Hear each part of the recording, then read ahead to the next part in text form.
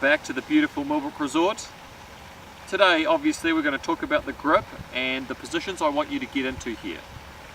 Now the two key components to the grip is where you're positioning your left hand, okay, and what you're doing obviously with your right hand. A lot of the time they work separately. We've got to make them get a little bit more together when we're doing a good grip. Now with this glove hand, what we want to see is we want to see this line going up to your right shoulder, and there's a slight angle in your thumb. This obviously also gives you the look of seeing 1 to 2 knuckles on your left hand, and that is a good visual cue for what you're trying to see. Now what I see a lot of is I see a lot of amateurs grip it what we term a little bit weak, or the thumb straight down. This really makes it very hard for you to square up the club, and we tend to cut the ball and hit it a little bit weak this way. So what we want to see is we do want to see the thumb straight down, and then we just rotate our wrist over, and then that puts us into the perfect position. Now with our right hand, what we're looking for is we're looking for the fatty part of the thumb to sit on the thumb of the left hand. Okay, and when we do that, we're actually sitting on top of the club.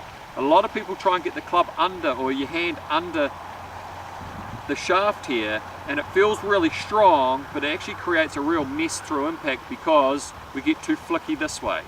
Okay, so what we want to see is we want to see this hand on top, okay, and then this right hand thumb pointing up to your right shoulder. Now the reason why this is so important is because we want to get the club back to where it started. So if we start in this position, okay, we want to impact the ball in this position, and what we have to see is we have to see a little bit more of a shaft lean and a flat right hand.